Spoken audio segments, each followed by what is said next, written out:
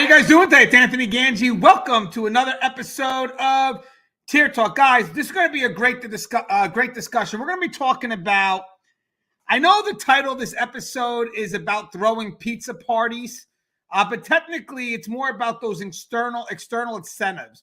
Do they really help employee morale? So yes, we focused on pizza parties, but you also have food trucks, whatever it is. And then we're going to talk about, even if it does work, when is the best time to implement it? So this is going to be a great discussion because it's needed, because right now in corrections, morale is down.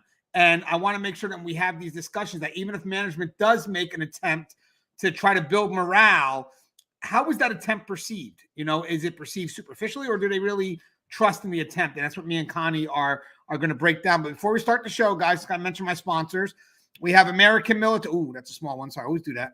American Military University. Guys, if you're looking to get your degree, go back and seek higher education. You guys got to please check out American Military University. They're very supportive of what we do on Tier Talk, also very supportive of the corrections profession.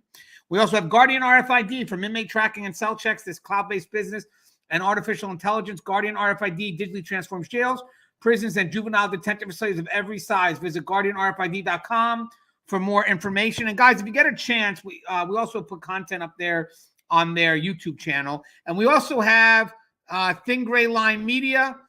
They're the ones right now that are pushing my book, which should be out within a few weeks. Again, their website is www.thingraylinemedia.com. We're still going through the final edits. The next book should be out hopefully sometime in December. Lessons learned while working in a prison, my journey from officer to administration. Guys, there's tons of nuggets here, not just from me, but also there's a quote before each passage from other people that have been dedicated to this profession of corrections. You're talking about, if you added everything up, guys, 157 passages. Each passage has a quote from a professional who had so many years in. So the tons of knowledge you're going to get an amount to the years of service put in. No book has done it like this. So again, and guys, by the way, my book, Inmate Manipulations, on the market, and also Connie's book, The Cage Was a Cocoon, is also on the market. If you guys get a chance, it's available on Amazon, Target, I believe, correct? Is it Target, Connie? Walmart, the list goes on. Now, first off, let me just say something, Connie. I'm glad you're. So I can't go too much, but me and Connie got something hopefully working in the mix, which is going in a positive direction. So we could use your prayers and your positive thoughts, because if things work out, it could be very life-changing for me and Connie. Now, even though we haven't seen Connie on the channel for a while, that's been my fault. I've been very invested in the book process. We had a little bit of a setback. But now we're moving forward. But as Connie knows, Connie's always involved in anything that comes with moving forward, no matter what the platform is. So again, Connie, it's just, you know how it is when I get caught up, or even when you get caught up. I'm sure you're a little OCD too. So, but you know, I missed the smile, missed the laughter, but I went into a little bit of a depression, to be honest with you. And I just want to give again a thanks to David Schillen, of course, for helping me produce. Get the book out there eventually. And then Sandy Hassan, just want to put it out there. I mean, she's been a real good lifesaver for me right now. I mean, the work that she's putting in line by line to make sure everything looks correct. And then I'm going to go through one more set of audits, but her dedication, I mean, I don't even know how to pay this young lady back, but I did know today I made a decision. On the inside of the cover, it's going to say written by Anthony Gangi, but also edited by her, because I feel that she's just as important to the process as me, the writer. So again, I just want to say a loud thank you to Sandy, and hopefully she watches it so I can get that one view. All right, so Connie, you mind, I guess, reintroducing yourself to the audience? Sure. Hi, everybody. It's Connie Alleyne. I am the founder and president of the Civilian Corrections Academy. I'm also the podcast host of The Fly Behind the Wall, and I am very much behind because the Academy has had me very busy lately, which I am not complaining. It is like, it's been an amazing journey of getting the Academy up and out there. I think for the summer months alone, I think we've gotten, I want to say, about 14 contracts just through the summer. And, you know, the fact that people are seeing the value in training, but also like really embracing the Academy has been just such a gift. And I think being able to connect with people in different states and really just understand some of the challenges that we're facing nationwide, it's not just one state or another, Like I've been in this very weird space of being able to see like, wow, look what's happening in Ohio, right? Like look what's happening in Florida, and being able to almost establish like a best practices, because I've somehow been able to connect different states and our practices and things that are happening. So it's been an awesome journey. I absolutely miss Anthony. You were doing shows all the time, and between him and the book and me and the academy and just life, we haven't been connected, but we are today. And so I'm happy to be here again. Well, we're going to go back to it, Connie. As I said, Sandy's helping out. And then also, we got to get some lives in, and then we could just start getting back. The book, guys, I didn't realize this, but the first book process was a little bit easier. But when you do write a book, guys, it can be, when you get to that point where you get ready to put it out there, it is a lot of work. It does affect the family time. It affects us. I mean, the longest I ever did without putting up a Tear Talk episode was right now. I went 8 or 9 days. I've never been that long. And then when I had a free second, usually on a weekend, I would maybe hit up with Butch or Joe, because I know weekends don't really work for you. And then we would just knock something out just to get something out there, to get some good information out there, but also to make sure that, I do something for my sponsors, always take care of me, so, but it was always to get the information out. And Butch, I just want to also give a shout out to Butch and Joe. They've been really coming through, helping me as well, because I'd be telling them last minute. I said, hey, guys, I realized something. I've been so caught up. I haven't done a show for a week. And for the people that are waiting around, I know I'm getting a lot of messages. We are going to start going live. Just give me maybe a week or two. Let me just get the manuscript on its way. Once I get the manuscript on its way, there's nothing I can do at that point. And then we'll start having some fun and getting back to that consistent schedule. Because me and Connie, I have someone that's going to come on the show who's going to talk about almost being raped by an inmate. She was on my show before, but now she wants to do a live with our audience now. And I think that would be a great show for me and you to interview her. And she's very open and shares her story. And the one thing I want to mention is something that, before we go into the topic too, guys, is that what I learned from Connie, and I think that's the reason why our books have hit the market, is we look for the gaps. Yeah, you have The Cage Was a Cocoon, the Civilian Correction Academy, myself, Inmate Manipulation Decoded, and the book I have coming out now, the my lessons I've learned. There are gaps in the market. And it's not something that has been done before. The reason why we put it out there is because it's not being done. I haven't really taken any leadership courses that would be similar to what I'm provided here. Connie has never seen like really good civilian training. So, I mean, this is really the stuff that we do is passionate driven, because we know that there's a gap and there's application for it. So again, I think as long as we keep on doing this, we'll always find those gaps. And then we'll always step up and try to be the best to build that bridge. And again, if you need it, you need it. If you don't, it's fine. Move on. But the key here, the information is there if you want it. And guys, even though sometimes people see the dialogue as long, the reason why I don't go back and just keep on producing shorter content is because, guys, in the effort, I'm trying to learn. And believe it or not, guys, these conversations, as they develop, they get better. At the end of the episode. It doesn't start at the beginning, because we're still trying to navigate our way through the pool. Now, let's have a pizza party. I thought that would be a great way to title this. Yeah. Let me just show you the picture I did. I thought it was just let me show you the picture I did for this one, because I thought it fits in well with the top. But this is the picture. See if you guys could see it. Pizza for everyone. So I want to mention something, guys. So if only it were that simple. Well, this is the thing. Right. So that's why we got to have a topic like this. Now, mind you, when we say pizza for everyone, we're really talking about when people try to do something that's external, like an external incentive to try to bring morale. Now, I want to mention something real quick, and then we'll be able to dive into this.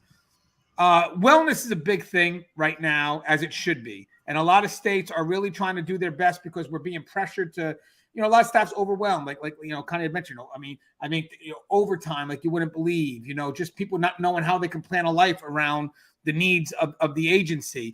And more now than ever, there should be efforts to say, hey, I know we got to keep you here, sad to say, but what can we do in the working environment to make you want to come to work? Because there's nothing we can do right now we need you here. By the way, sometimes it's a good thing that you're needed, because this is an important job. We are, as I said, we have a role to play, and it's a needed role. So sometimes it sucks that you have to give up so many hours, but there's also a level of sacrifice because it's a needed role. You have to be here. That means that the job doesn't function without you. And I think once we understand the value of what we provide and we're able to translate that value, I know we're upset, but hear me out, then the people start to hopefully understand the sacrifices we make because we believe that what we're doing it has value. It's something that's needed. It's a sacrifice that we kind of committed to when we got the job. And again, I wish things were easier. But again, if we remain disgruntled and all we do is translate just animosity, then no one's going to want to come into this profession. So again, to bring people in this profession right now, you got to translate the value behind the work, even though right now it tends to be overwhelming. Now, with that said, the initiative for wellness is more important now than ever because of the stress that the profession's going through, from frontline even to management. There's just a sense of just being overwhelmed because we are understaffed. There's changes that are happening that are rather rapidly. And it's just a matter of, where are we at? Where are we in this moment and where are we going? And that does become overwhelming. It becomes stressful in the moment. It becomes anxious because I don't know what's ahead. So the efforts to make good morale, really, it can't come from anything externally motivated because at the end of the day is we have to have trust for each other. And if ever during these complicated times, we should be doing our best to build trust for each other. Because again, if we build trust for each other, then I know it may sound superficial, but a pizza party may hold more weight. It just doesn't hold weight if I don't trust you. Because then if you do the pizza party, the problem is, why are you doing it? I don't feel that the environment right now where you want to have a pizza party, but just the timing makes it worse. Like, how are you going to do a pizza party when we're not getting along, when we're not seeing eye to eye? Very superficial. So first, I want to maybe go to Connie with this real quick. So when we're talking about employee morale, can we talk about real quick just the external incentives that may look good on the surface, but technically can actually be more detrimental if the environment itself is not ready to introduce something like a pizza party or a food truck? So, I think that we've got to start from the top, right? And starting from the top means being able to recognize that staff is the backbone to the facilities, right? And so the fact that, stress and all these things are the reason why we're putting forth this effort already puts us in a bad space, right? Because we're being reactive and not proactive. Understanding what the staff needs, being proactive about really stepping forward and communicating with staff to figure out, so what's going on? What are some of those stressor points before they get to the point where staff don't want to come to work no more, right? And I think we're also in this space of the perfect storm, right? Where we were probably already struggling to maintain,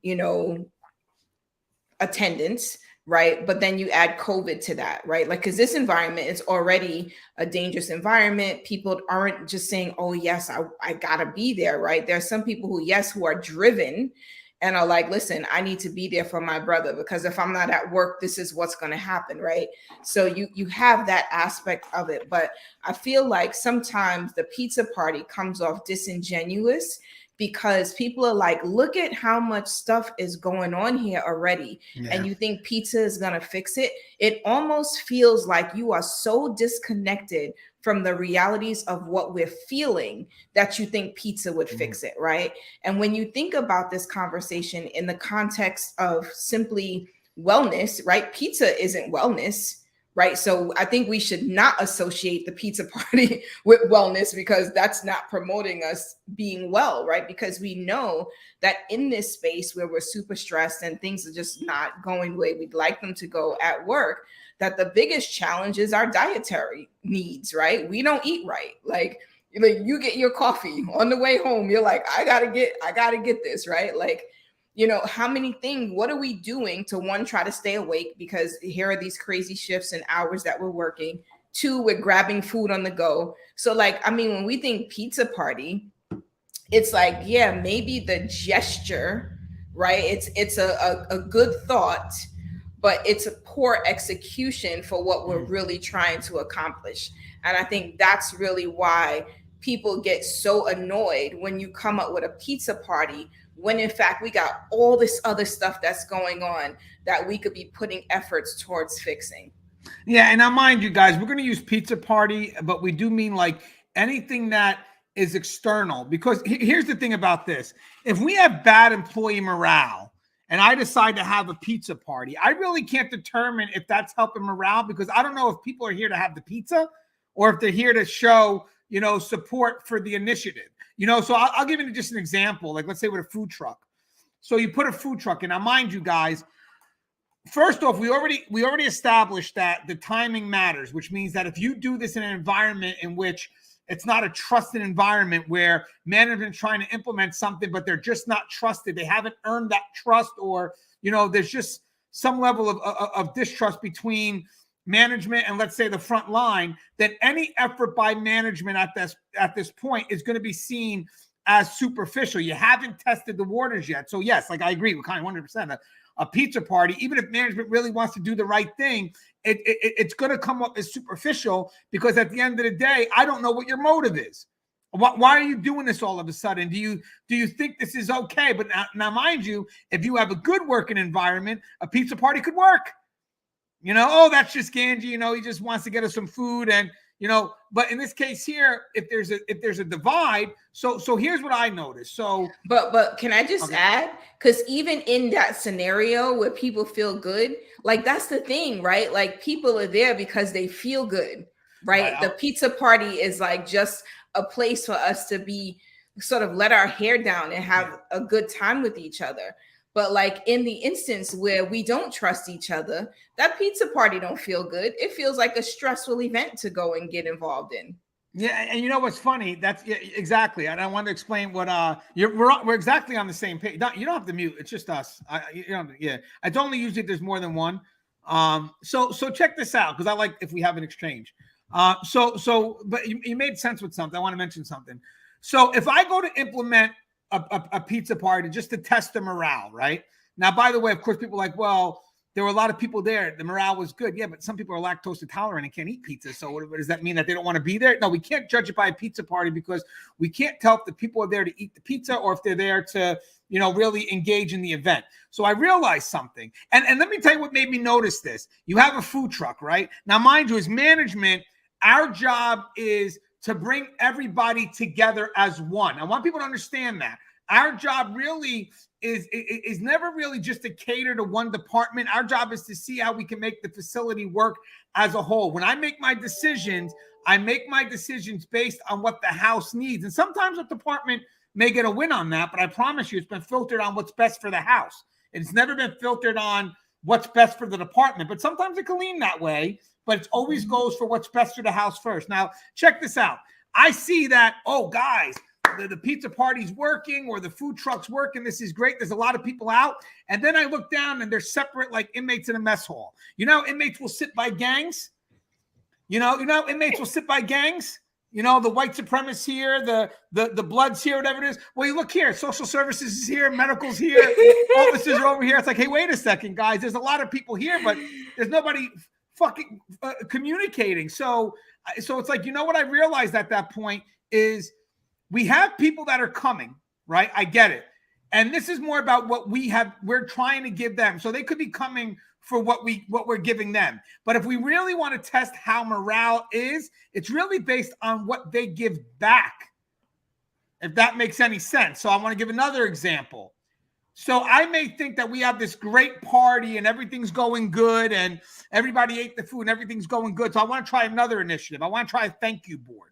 A thank you board is basically a chance for us to post up comments and messages thanking each other of our importance or role to each other. Just a way to build morale amongst the house as a whole. Now, here's what happens. People take less initiative. They're not coming out as they did for the party. This is more of what can you give now? And mind you, this becomes a little bit more of a way to gauge, because it's like, guys, I've had a thank you board up here for a few months, and you're telling me, no one can take the time out to thank somebody. Either we don't have no communication where people want to thank each other, or people just don't want to take the initiative. And that to me is a morale concern, because at the end of the day, if we're not showing appreciation to each other, because don't get me wrong, guys, we do need appreciation from management. And by the way, I'm not minimizing that, and we'll get to that. But we also, more importantly, need to appreciate each other more, because believe it or not, studies have shown we're more affected by our peers than we are by management. Mm-hmm. So I know people may not believe that, but it's true. We're closer to our peers, so it makes sense to me. So having said that, if I'm putting up a thank you board and it's up there for a month or two and I can't get the front line to find a way to thank each other, even if it's departmental thanks or between departments or whatever, or individuals, it's like, wow, we have no communication here at any level. But imagine how cool it would be that my colleague is okay with saying, like, she really rocked the other day, right? And put that up publicly. Like, I'm just thinking to myself, like, the moment that we can turn and appreciate what we bring to the table, right? Like, how much, like, that in of itself helps us to sort of mend the divide. Just because I gave somebody a shout out who's not necessarily the person I work with every day. If I was in the midst of trying to get something done, I'm trying to figure something out, and I've got to go to classifications, and this person went through all these motions to help me. Yeah. And they didn't have to do that, right? They could have said, look, listen, I don't know, right? Like, or I don't have the answer, but they're going above and beyond. It's like, you mean to tell me it's too much for me to be like, oh, thank you so much. Let me tell you, if you need anything, you go to her, because she's going to make sure you get taken care of. You know what I'm saying? Like, yeah. And I think just that acknowledgement changes things. Can I ask something related to that too? Mm-hmm. So let's say, again, you're caught on the bitter end of a double, because that's what most of our staff is dealing with. And a good timed appreciation, a good time saying, hey, you rocked it. I really need your help. And you came through. Doesn't that bring value, in my belief, to the person who made that sacrifice and got hit for that fourth double in a row? I mean, I'm not listening, guys. Absolutely. I'm not trying to be super fit. I get it, but if we're not doing it, definitely doesn't add something. But if someone came out of the blue and well timed and Connie said, wow, you really rocked it. What do you start to think about the work that you're doing? Do you start finding value in what you're doing, at least in the moment? Absolutely, because now I'm like, oh, wow, I didn't realize that what I was doing actually made a difference. I didn't realize that what I was doing really was impacting someone else's day, right? And not like we're just focusing on how we can make somebody else's day better, but for someone to take the time out to tell me the impact specifically, you did this, and because of that, here's all of the things that went right in my day. Like, you've made a friend in me for forever, right? Like, I feel like that's the way we start to build those trusting relationships, and we get to know what each other are capable of doing. Mm-hmm. And by the way, what Connie's saying is spot on, because we're not just talking about departmental, cross-departmental communication, even amongst each other. I just want people to know, as you start to elevate up and you start to see the house as a whole, the team increases. Like, so maybe if I was a sergeant on the floor, my team is my response, my officers, my department to some extent. But as you go into that management position and you start dealing with the house, your team is everything that makes the house run effectively. But I do believe that at first, at the micro level, it does start with appreciating each other within the department. And then once you start doing that, then it can manifest outwards to where medical is saying, wow, thank you, custody, for standing up, or, helping us out during that code, or hey, custody, hey, education. I run some programming the other day, some education. You got those inmates there. But again, those thank yous carry tons of weight. And I want to mention, and I think, Connie, I'm sure you agree with this. We're going to give you words. How you apply the words, that's up to you. I mean, we're teaching things in a general fashion, but this is really meant for you to really digest and apply it in your world, because people are like, well, it's just words. Yeah, it is. It's just words. You have to apply it, and that's the key. But I want to mention something. Or you have to acknowledge the meaning in those words, right? Like, because it's your perspective. If you want to take it as, they're just talking shit, then that's how you're going to take it. It doesn't mean that was the intent or the spirit in which the words were given. And I feel like sometimes, yes, we might be all beaten down, but I don't think that it's okay that just because you are of this particular mindset, that anyone who comes at you and gives you a positive word, that they're just talking shit. It could really be that person appreciates what you did and the impact that you made in their day. And you know what? I do want to, yeah, we have to get to that because that's spot on. And because that's how we interpret, that's why we have to go beyond emails. Because when you're reading an email, you're putting your own bias to that, you know? So it could be a great email, but then you're going to read it in a certain way that reflects your attitude, you know, towards that individual. Like if someone likes me, I can send a crappy email. Oh, that's just Gangi. But, you know, if someone doesn't like me, but I do send out a good email, they're going to read it out as, you know, Gangi's just being ask me how my day was. How condescending is that? You know, he knows my day is shit. I work for him. You know what I mean? But I wanted to mention something, Connie. I think so. So guys, so again, I like what Connie said, guys. I mean, it's going to take effort to apply this, but again, we don't know your specific concern. When I wrote the book, Inmate Manipulation Decoded, when I got the book coming out now, Lessons I Learned, some of the lessons I learned did not come specifically from me working. It comes from me looking outside the profession and trying to see what I can apply here. You know, so there's innovation in that. So we give you these things in general, and then you got to figure out, okay, what pieces can I apply? And that takes intentional effort. And that what brings me up to the next point here. When it comes to morale, guys, we could spend all day looking for the negative. I get it. But I promise you guys, if you're intentional and you find one thing positive, more positive things come. I've actually talked to people who they're extremely negative, and you ask them what they're upset about, and they can name maybe 4 or 5 concerns, usually generic concerns that we're all aware of. But then when you say, well, let me ask you a question, just give me a moment. What are the positive things about this profession? And when they give themselves a chance to really put some energy to it, that list surpasses the negative like you wouldn't believe once they allow themselves to see it.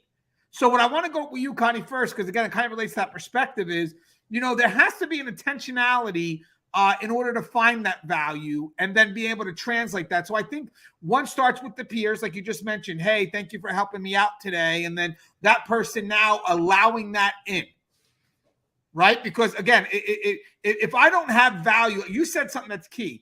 If I don't have value in what I'm doing, if I don't have value for the fact, okay, yes, I got mandated 4 days in a row and it sucks. But if I start losing value in why I'm here, then it sucks even worse. You know, if you don't mind me saying that, you know, if I don't believe what I do has value, then 4 days really sucks. I'm never going to say it's going to be okay because it's not. 4 days, that's a lot. 3 days, I get it. But what I'm trying to say, there's a perspective here. If I know that I was needed, to some extent, it's never going to be perfect, but it's not, you know, there's a level of sacrifice that is understood at that point. Yeah, I don't want to be here for 4 days, but having said that, I know why I have to be here in this service of what it is that we're trying to accomplish here. But again, if Connie comes back now and says, hey, Gangi, even as management, hey, we knew you were here 4 days. Thank you for being here. We truly appreciate it. You could determine how that resonates with you. You could just literally be so pissed off at the profession that, you know what, I don't care what Connie said. They just have me here. Or you could say, well, wow.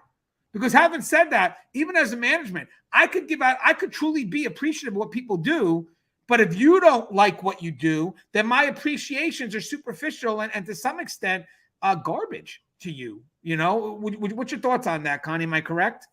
Yeah, I mean, perspective is everything. I mean, I feel like that's the thing we have control over, right? You have control over your mindset. And so whether they're good comments coming your way or bad comments, I think to your point about being intentional about how we apply things and looking for the good, I think that's the thing, right? Like if I have decided that I want to have a positive outlook, I have also decided I am going to look for those positive things. Because I think in our environment, we don't have to look for the negative things. They're there, right? We probably could list them 1, 2, 3, right? No problem. Probably 1 through 100, right? Like, but I think our reality is that if you have value and you know that there's value in the work that you do, it is your mindset and your intentional effort to look for the things that are positive that will make all the difference. And that's not us or me trying to say like, oh yeah, everything is going to be rainbows and sprinkles, right? Like I'm not saying that at all. What I'm saying is we could walk around, oh, I hate it. Like, right? Like the first thing I think of with that is like, those cartoons where they would show the one person walking around and it's just raining on them.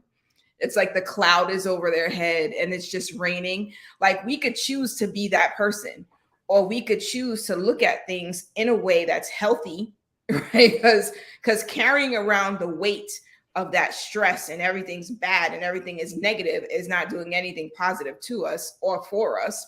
But also making that decision that I am going to find something positive in the work that I'm doing, or maybe I'm going to be the positive thing that walks through that door today. Yeah, I love what you're saying. I mean, I like the rainbow sprinkles and unicorn farts. I thought that was very, very positive.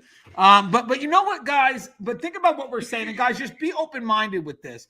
You can't control the uncontrollable, but you can control your attitude and effort, right? So it means that, the intentionality behind trying to find something positive so you can go ahead. And guys, this doesn't really mean shifting reality, because we're telling you there's positive things that exist. I know some people may give you a bunch of shit and say, make that positive. I'm not telling you to do that, because I believe there's positive in this environment. I wouldn't be so in this environment if I didn't think there was. So when I say be positive, I'm not telling you to shift reality. I'm telling you, you'll change where you're looking. Give a better attitude and effort towards it, because in the end, guys, you're still here, right? I mean, you're going to have a negative attitude. You're going to be disgruntled, but you're going to be disgruntled over things you cannot control. So I'm not going to waste my time and energy on that anymore, because at the end of the day, I'm mad that I had to work 16 hours. And God, I know it sucks, guys. Just bear with me here, because I do feel you. I'm just trying to give us a better perspective. We both are. But guess what? You're still going to be here. So, I mean, at the end of the day, I could choose to be miserable for those hours of my life I'm never going to get back. Or I can go ahead and try to find some level of positivity amongst it all. And I want to also add something, too, to the supervisors. Guys, these are tough times. These are very tough times to be in this profession. But having said that, good leaders don't rise out of simple times. They rise out of hard times like this. So your main mission now is to keep people motivated and maybe even push towards inspiration. Because at the end of the day, if I see my people disgruntled, I mean, I'm going to let them vent. Don't get me wrong. But my job is I gotta make them. I know they're here. I know they're. But how do I shift that mindset? How do I remind them that they have value? And how do I remind them that what they're here for? I get it. I know you had to sacrifice this, but mind you, there's worth behind it. If you weren't here today, we wouldn't be able to do these things, or whatever it is. The value behind the work being done as a supervisor. I'm sorry, guys. That's your job right now. Your job right now is to check on the temperature of your people and do what you can to connect some level of value towards the appreciation. But mind you, guys, as I mentioned before, appreciation is fruitless if the people don't value the work they're doing. So I could say thank you all day, but if you don't value me or you don't value the work. So what I tend to do, Connie, now when I do my walking around, besides empowering people and getting them invested, I let them know of the importance beyond the immediate assignment that they're providing. So again, we don't delegate tasks, we delegate authority, and they feel invested in what's being done. And I let them know, hey, there's a connection to something bigger. And again, something simple from another department coming up and telling the office, hey, thanks. I don't know if you realize it, but what you did today helped us do this. Starts to build that value. So now when someone is able, because this is true, guys, we're not talking about superficial appreciations. We're talking about specific appreciations. Medical going to you, or even a supervisor going to say, hey, thank you for doing A, because if you didn't do A, I couldn't have done B. Oh, I appreciate that, because that's about me now. Appreciation is about me. It's not recognition where I recognize something you did. It's more about appreciating you for what you did. Does that make any sense, Connie? I mean, ain't that... Absolutely. I think that one is spot on, specifically because, nobody wants to feel that they're getting that generic thank you. Like, there seems, that can come off just as not authentic, right? And so it's very easy to dismiss that thank you, right? Because it's like, thank you for what? Like, what did I do? Like, what impact did I make? Like, and it's not even in those words you might ask it, but it's like, where's this coming from? Right? Like, what do they want now? Because it's easy to shift into that negative space. But if you can tell someone specifically what they did and how it made a difference, how it helped you, I think that means to the person, they saw me that day, right? Like it's almost like you're acknowledging that the work you are acknowledging that the work that person is doing, and it's not just one of those we on the treadmill and we just running in place, right? It is, yeah, look what you did today. Look what you did today, and look how that had impact on someone. And I think the more that we do that, the more that we can see that we are supposed to be here for each other and in relationship with each other. Yeah, and guys, I mean, this is a lot of. We first started off with, because we don't want to go to management just yet, but we are going to go now. We didn't go at the beginning because I want to make sure we look at it from the front line first. I mean, how do we get value in what we do? Because again, if you don't have value, management can't do anything.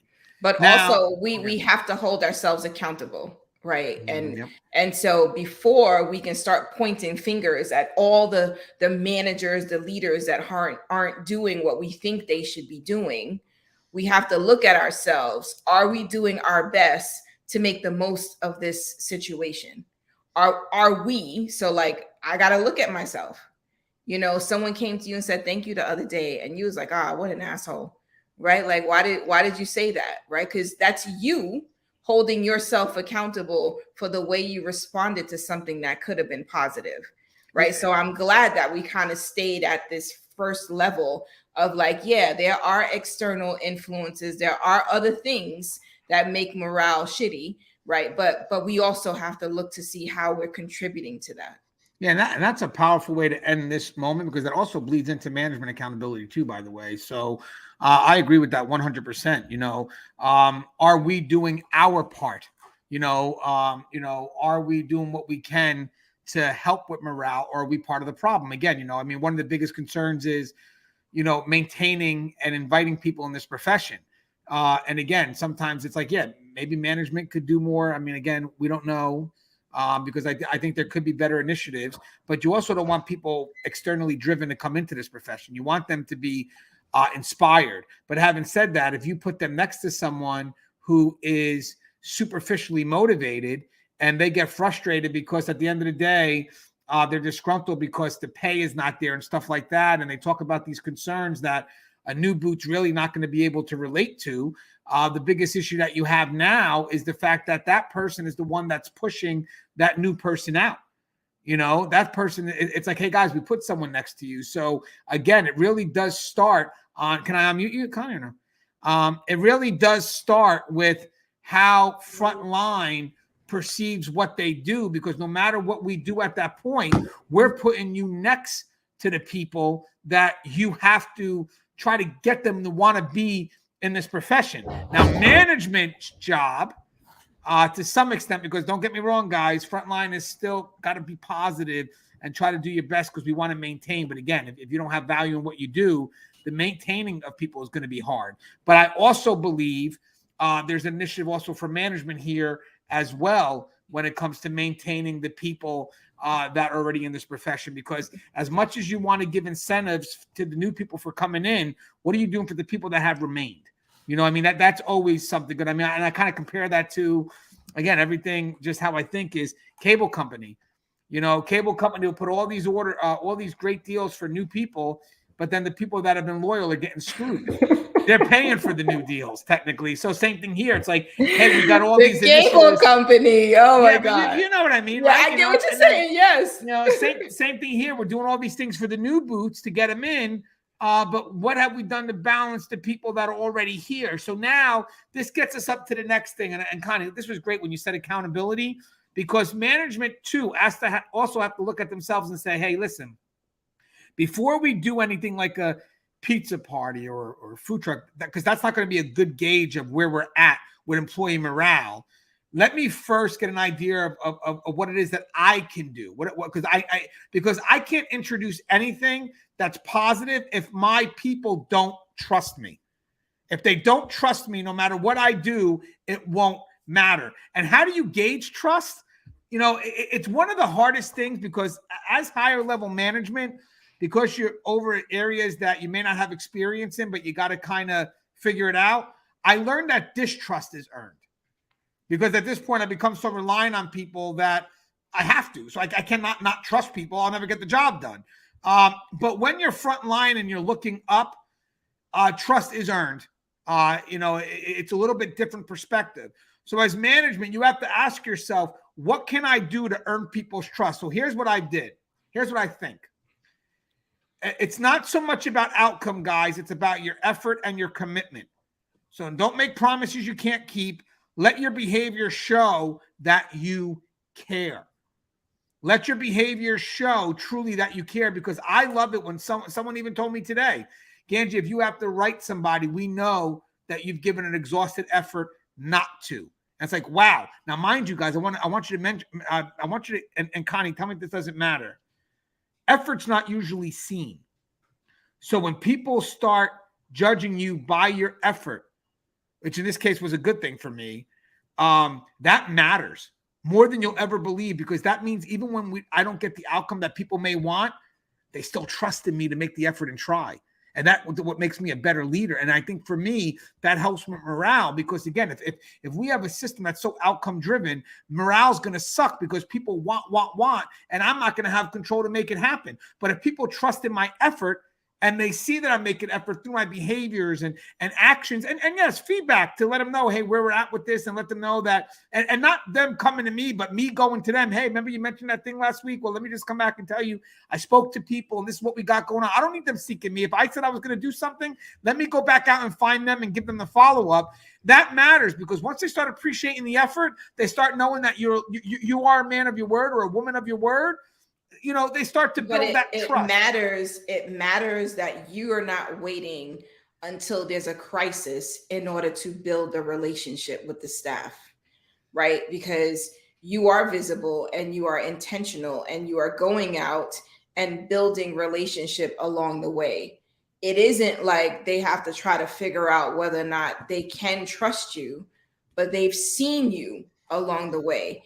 And so for those managers who aren't making the effort to build relationship with the staff along the way, I think it's even harder for the pizza party to matter. Can you explain because I love what you're saying. No. I mean it. You said along the way.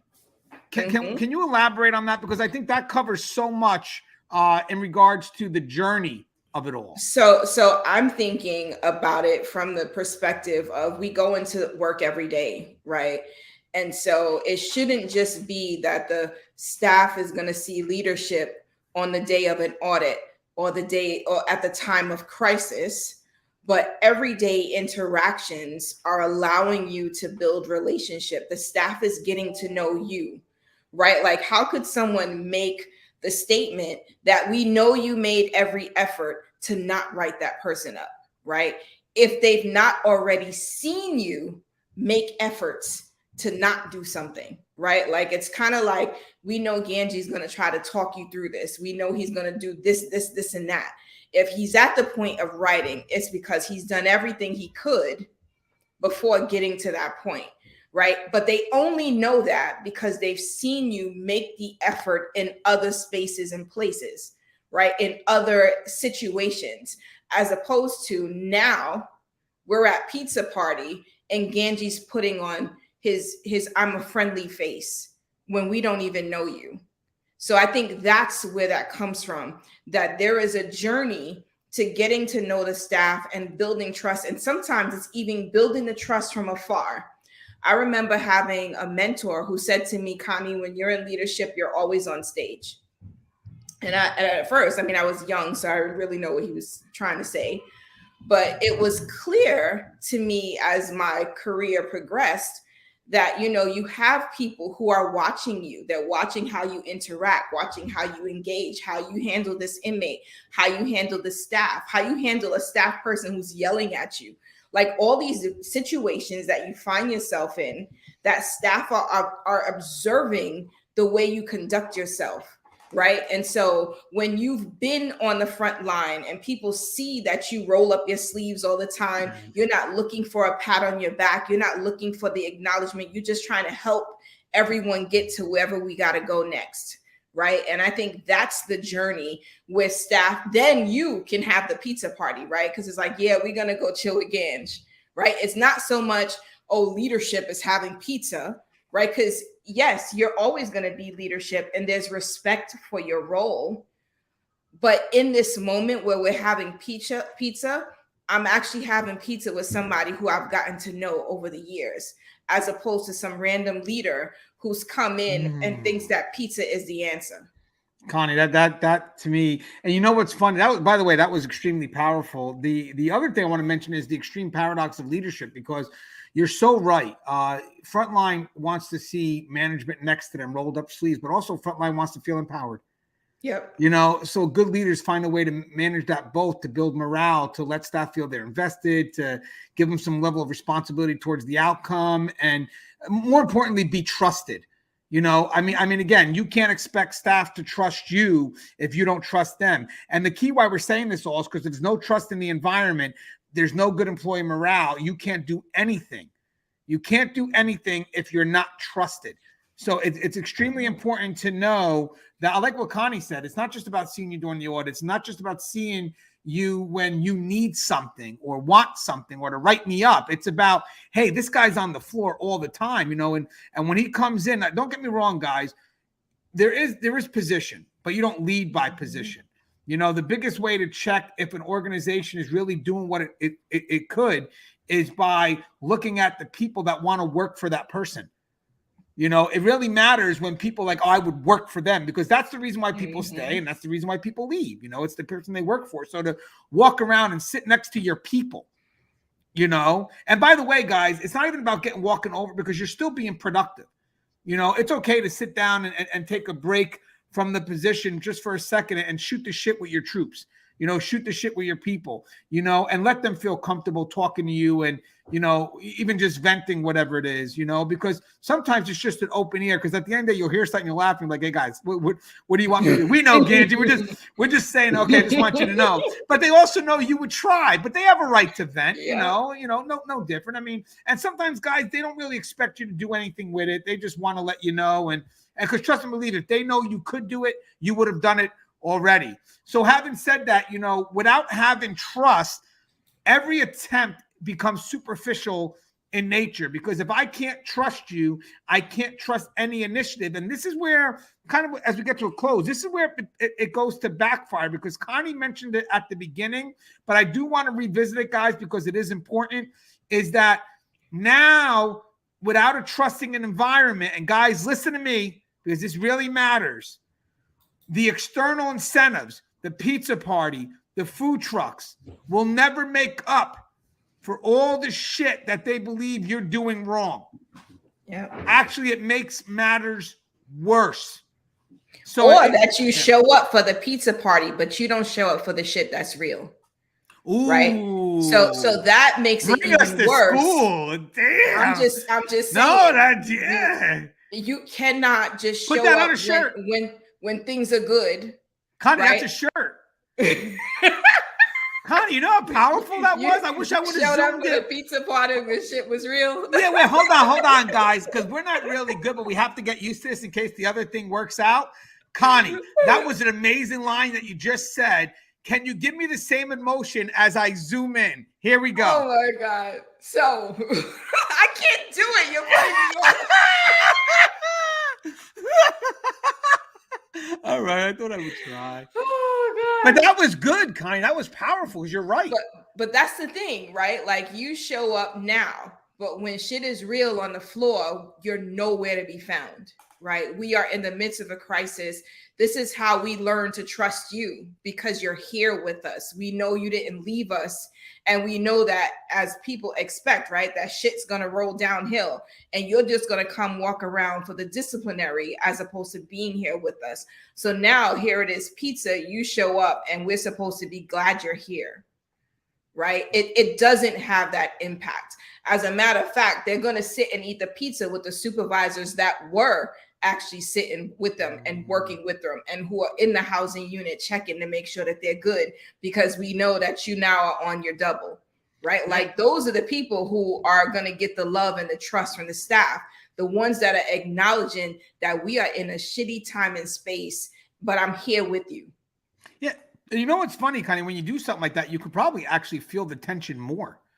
Because again, it would be even worse. Well, it's even worse when no one even comes out, which could possibly happen because you could have people so disgruntled that management's going to do it, but we're not going to show support to management. And now, even though you kind of felt that something was up, now there's a difference between feeling and knowing, and now and again, it's hard when you try to rebuild after that now, because now it's in the air. Now it's beyond the feeling, because now we've let you know how we feel. Yes. And you can't deny it, right? Nobody showed up for your damn pizza. Right? I'm just Connie, my boy said something I think that's interesting, is that he knew he was connected to his people when they called him back if he needed something.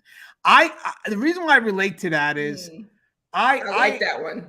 Yeah, it mattered to me. And the reason why I related to that, and I shared this story in another video I did, you never know what someone could say that you could instantly relate to. And me and you kind of very insightful. So when the person says that, for some people, it's just words. But for us, it could pull an experience. That's what I'm hoping this does. I'm hoping that this helps people revisit an experience and then just be more invested in what we're saying, because they find a way to immediately relate to the thought and not just the words, But when he said it, most people kind of let it go by. But I remember a moment. All right, so I won't be too specific, but when I was a sergeant, it had its moments where it was a great transition, because it was, guys, it was. But nothing's ever 100% smooth, and there were certain negative parts of the transition that I could have let destroy me. I could have. But again, always being intentional, and now look where I'm at. This doesn't come from passively letting the profession destroy you. This comes from fighting every day, to get to where you need to be. And I remember having an incident where I just had a concern with my immediate leaders.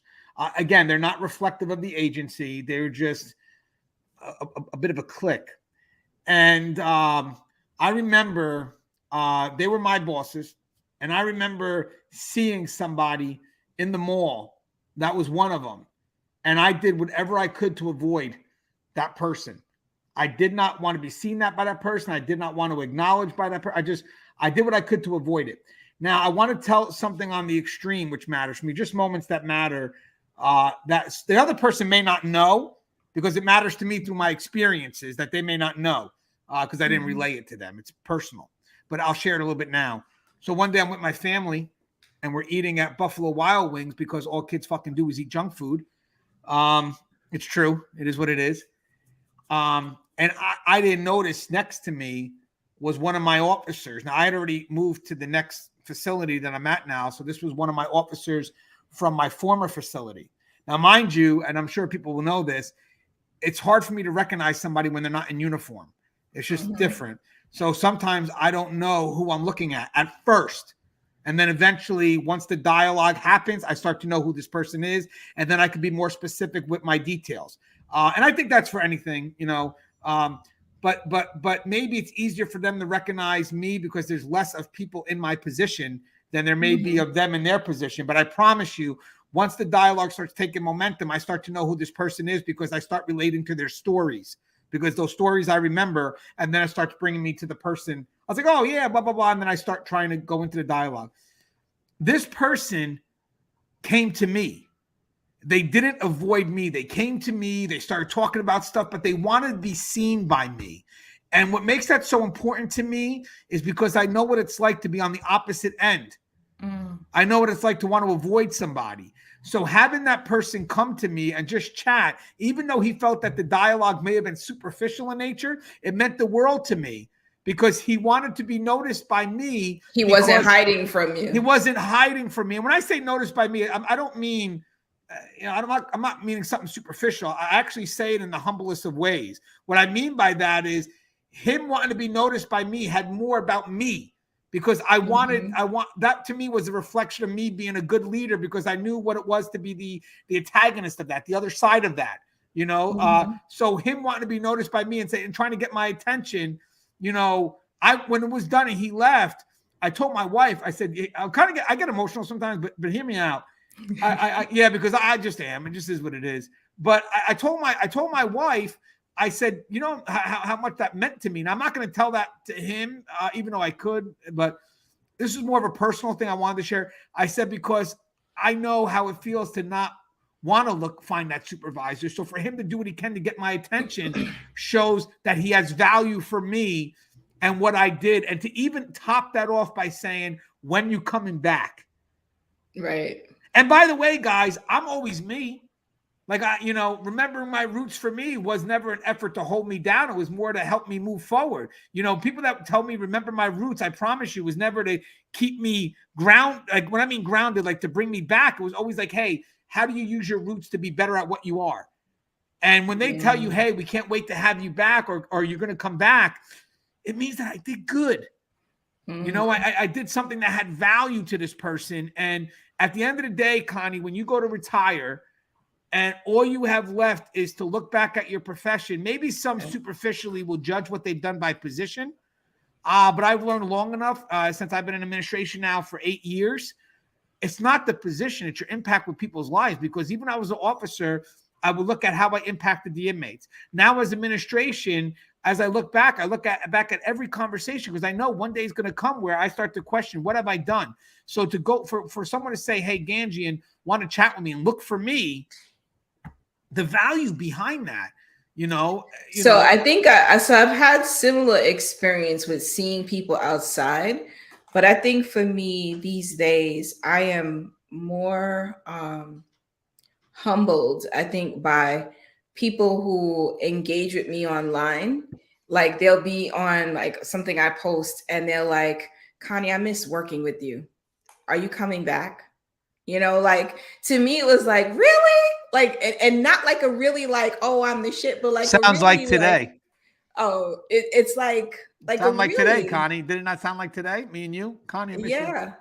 Yeah, it was like, when you like, I really miss working with you, and that's coming from a space where it was super stressful and, all the moving parts of the prison, right? Like, I mean, and especially from a medical position, nursing, they're always cursing everybody. They're mad at everybody, right? And I don't mean that in a negative way. It's like they're on their feet, they're constantly going, they don't get a lot of appreciation. And so to be able to create an environment where people felt appreciated, they felt seen, they felt heard, they knew I was advocating for them at every possible opportunity that I had, right? They've seen me get shot down by our central office, right? Like, and just kind of take it like, all right, whatever, I have to bring it up because this is something that my staff needs, right? And so there's a certain level of humble, but there's like this good feeling that like I was able to do something positive in someone else's life in a time and space that is super stressful. And I think, as a manager, you said something that's so powerful too. As a manager, how like we say front line, they felt seen, how powerful that is. How powerful is that for the supervisor too? Yeah, absolutely. It absolutely is. I mean, and just even someone to acknowledge that, like, yeah, I know, like one day somebody was like, Connie, I know how central office be shitting on you.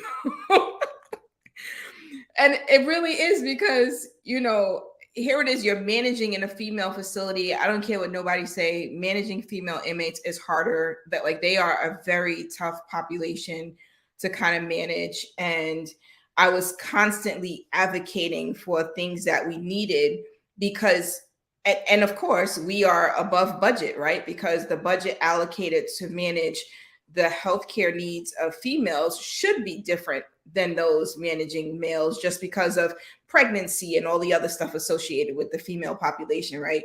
But I remember someone just saying like, Connie, I don't know how many times you're going to go with this policy change with this. They're going to shit on you anyway, just because there's money attached to it, right? Like we're doing what we can with what we got. And so, anytime you're asking for more money, the business case has to be solid. And if there are alternatives so we don't have to spend more money, we're not spending more money.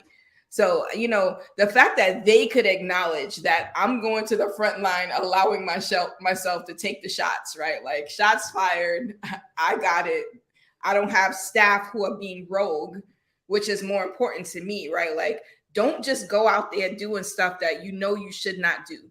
Let me go in front of central office, advocate for what we need. If they shoot us down, that's one thing. But you trying to ask for forgiveness and end up getting fired is not what I want for your life. Right? So, it's I think this is a very to me anyway, of course, this is beyond pizza, right? Like, just to kind of bring this full circle, if this is beyond pizza, it is when you know that we have those very challenging times in facilities. It's and it didn't just happen, it didn't just start. But I think as leaders, we have to be very mindful about where we are as a culture. Like, the culture in your facility right now is what? Right. And if you know that we are in a space where nobody's trusting, everyone is kind of like siloed, like, pizza isn't going to fix that. Right. If anything, pizza will probably highlight the divide. Yeah. And kind of what you're saying is spot, because I want to ask one more thing, and I think this matters. And guys, I'm going to just say something general, again, meant to be you guys could apply it, but I think a good trusting environment between management and frontline, or just overall department to department, whatever it is, comes in trusting what can't be seen, trusting the effort, trusting the commitment, and not always waiting for a result that's out of that person's control. I mean, being able to talk to somebody and then, let's say you couldn't get something done for them, but they still know you made the effort. And sometimes, as I said, we can't tell you why. We'd like to tell you sometimes, but we can't. Like, management sometimes can't vent. We can't complain about the people above us, technically, because we have to also do our best to get good employee morale. So it's not going to work if, I'm constantly saying, well, I'm working for a bunch of idiots, and it doesn't work that way, guys, because at the end of the day, we have to make people believe in the overall aspect of the work that's being done. And you can't do that as a leader if you badmouth your leaders. So, right. So what happens here is the trusted effort matters, because then the dialogue never has to be said of, these assholes, blah, blah, blah. It's like, you know what? As long as I tried, that's the key. Because because here's the funny thing. If I'm committed and I make the effort, then I don't have to sit down and be prepared to give you excuses. Right. And our dialogue is based on excuses because we're so focused on outcome. Because then that wastes a lot of energy on what we could be talking about, where, hey, Gangi, did you make the effort? Yeah, guys, I tried. Okay. It is what it is. So what else is on the agenda? Well, let's try this, because excuses always keep us back. So I think trusting in what's not seen really does help employee morale, because when you're trusting in what's not seen, it's more about the feeling of commitment to each other, the feeling that you put the effort in. So think about this, guys. Trusting in what's not seen brings us close to feelings, what we feel. And feelings matter in this profession, because sometimes we can't always express it, in words, but we feel something. So I love when I'm able to sit next to somebody and they feel my presence in a good way. If that makes any sense. And the reason why they feel my presence in a good way is because they trust in my on-scene hours. If that makes any sense. They trust in my on-scene hours, and they trust in the things that I can control, and they believe in my effort in the things that I cannot control. And I think, to me, Connie, that's a big way to understand how to build employee morale and trust. What's your thoughts on that? Because there was a lot there, I think. Yeah, I mean, trust is everything. And, I think the unseen hours are really the key to that, right? Like, because what they see you doing from 7 to 3, 8 to 4, whatever your hours are in facility is one thing, but it's what are you doing outside of that, right? Like, and I don't mean like anything extracurricular. I just mean like you're still advocating, you're still making moves. I mean, we're doing a podcast now, and you still got to make sure things are going well. You're checking email, right? You're kind of zoning in a little bit because there's still some outstanding needs that you're addressing, even though like you're outside of your normal business hours, right? And I feel like that's the thing, to know that like you aren't coming from a space, and I don't mean just you, like, so managers who are committed beyond their work hours, right? I mean, and I know we say you're not supposed to take work home and all that other stuff, right? But I feel like our reality is that we operate in a 24-hour operation, You don't have the option. and you don't have the option to not continue to work. But it's just, I think when your staff have an opportunity to get to know you, they know that you're not going to rest on certain things. They know that this one is not going to fall on deaf ears. And I think there's a trust that comes along with that, because they get to know you, they know your work style. And I think quite a few shows ago, we had talked about consistency and being that fair, firm, and consistent, not necessarily applying to the external, but you as a manager, your staff learning what to expect from you. This is how you move. This is how you conduct yourself. These are the expectations you have. This is the way you show up. And the fact that the staff can depend on you to show up in times of need, or in times of just, these are stressful times. I'm just going to show up to be here just in case you need me, just in case you want to vent, just in case you have something that's going on. And, it may be just another thing to do, to come by and tell me about it. But because I showed up, I'm here for you to be able to whatever. Right. And I think that's something that we have to be able to trust in, that as we are doing, like, we're walking, we're doing our tours, we're just randomly engaging, is really not as random as some people may think. Right.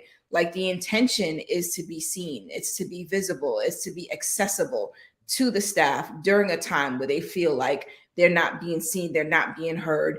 And unfortunately, pizza doesn't do it. And you know what, Connie? It also doesn't hurt. And again, since we're being balanced, it doesn't hurt sometimes for frontline to check on management. Yeah. Are you okay? Because you know what I mean? Because we're human too. You know what I mean? If you have a good management, and by the way, I'm blessed because I've always had that. I walk around, people are always asking, they know, of course I'm going around checking on them as best I could, but they always come back around and ask, they go right back, hey, how you doing? How's the trip here, or whatever it is. And even though some people may take this dialogue as just, maybe just getting through 5 minutes of time, it's really not, because it starts with a genuine care first, and then the dialogue goes into whatever it is. But I really do think that when you first introduce the thought with a genuine, hey, how's the ride here? How's this? How's that? They really are trying to build, hey, I care for you. I just want to know, hey, I know you drive an hour 40 here to work, or, whatever. Yeah, how you doing? Yeah. And I know it's impacting you, because it would impact me if I was driving 3 hours a day. Right. Yeah, and then there's like, hey, I know that an inmate may have grabbed your wrist the other day, or may have splashed you the other day. How was that? Are you okay? By the way, great response in what you did. And again, being in my position as management, I'm also privy to a lot of information, which puts a lot of pressure, but it's good pressure to make sure that when that officer comes back to work, that we do try to check on them and, hey, how things are going. I read about the code yesterday. Check on them, specifically. And not, oh, hey, how you doing? But no, how did you do? How what did they do when, after this thing, right? Like, because you would know the thing. Maybe everybody else doesn't know the thing. But we know it, and they know we know it. Yeah. And then sometimes, here's the funny thing. Sometimes if it's like, when as you move up, you like to get more interactions with the staff, but sometimes it's harder. If the moment occurs, sometimes I let the main person, like the shift commander, know, hey, do me a favor, please tell the officers, that, hey, great job in what they did, blah, blah. Even if I could just even pass the message, but the message gets there from above to say, hey guys, great job. Because if it wasn't for you, again, it makes my job harder, because if I can't trust in the people that have to literally make the decisions on the floor in real time, I'm going to be out of a job eventually too. Because I rely on their excellent skill at decision making.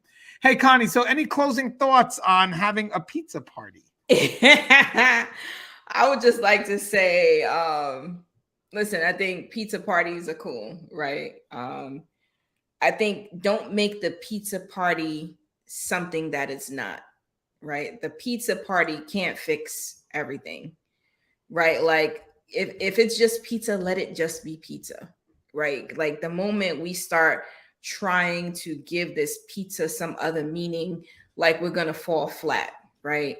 And so if even as we talk to the staff, right, we could, hey, listen, we just gonna sit around and eat some pizza, right? It doesn't have to be, this is a team building event, all the things we like to label, right? It is just, we're having pizza today. Feel free to come out, grab a slice. You can take it back with you, right? Because then there isn't that pressure on the staff to pretend as though this pizza situation is something other than what it is. I think if we truly want to do some team building, staff morale building, that there are other steps that we will need to take in order to truly affect change. Yeah, and that's spot on, Connie, because it's initial. I mean, it's initiative.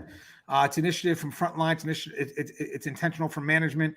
If we don't make the effort, then we just stay divided. And it really does take one person to step up and say, "Hey, guys, I don't want to be miserable at work. I don't want to dread coming to work on Monday. So when do we build this bridge? Who's going to come up first?" And it's not even about apology. It has nothing to do with that. It's about, let's start understanding each other's perspective. Because if you don't understand my perspective, it's going to be hard for me to want to give you an apology, and vice versa. And then when we do apologize, but here's the cool part. When we do apologize, maybe the apology is not more of me doing something wrong, but more of being misunderstood. I apologize for not saying that clearly. I apologize for not understanding your perspective.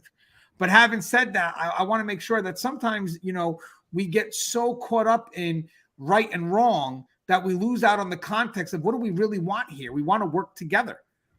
So if we can push the pride away and just say, hey, it's not about you being right, it's not about you being wrong, it's about how do we move forward from here so we could stay connected. And it's more about, we have to understand each other.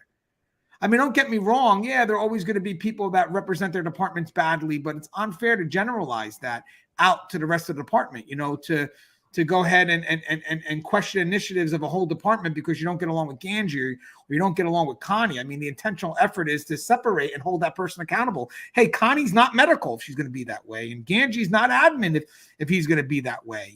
So this generalized animosity that we have used to define the departments, it's got to stop, because in the end, guys, is there anything wrong in me saying that I want you to look forward to going to work?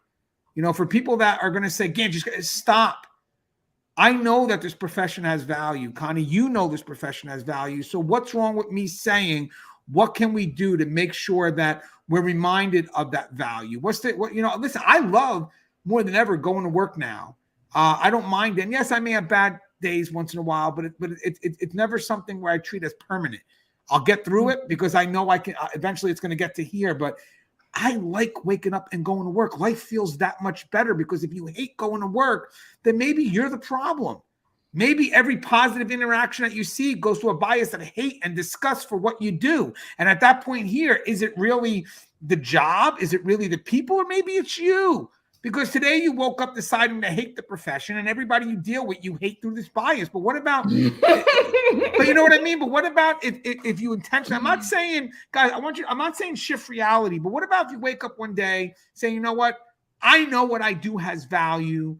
I know it's important. So I'm going to go to work wanting to work this week, wanting to come to work Monday. And now you have this positive mindset, which may show you a whole different world, because you've been so blinded to positivity because you get stuck in the negative. And I wish I had the answers for the stuff that we can't control. But all I can say is right now, attitude and effort. Wake up wanting to go to work, put the effort into it. Maybe, again, I can't control you getting mandated. I'm not minimizing all that. But if you're stuck, you can either be stuck and be miserable, or you could be stuck and find value in what you do. And what's wrong with me saying, try to find value? Because if not, you're going to be miserable, and then you're going to be tired 25 years and then just think, I wasted 25 years of my fucking life. No, you chose to waste 25 years. And people may say, hey, Gangi, management, it's guys, I went through it too. I just made sacrifices and I moved up. But I, like Connie said, we take work home with us. We do. I get the phone calls, and again, we all do to some level or extent. We all do, whether it's people that are responsible for immediate decisions or people at the highest level responsible for the long-term consequences. The point is we all have our stressors, but I think if we come together, we can help each other manage through it, and just positivity. We're not going to have good morale if we ourselves don't feel it first. I think that's it. As always, guys, the show is Tier Talk. If you haven't, please subscribe, interact, engage, comment, hit that bell. Bell's going to notify you every time I post a video. Stay safe.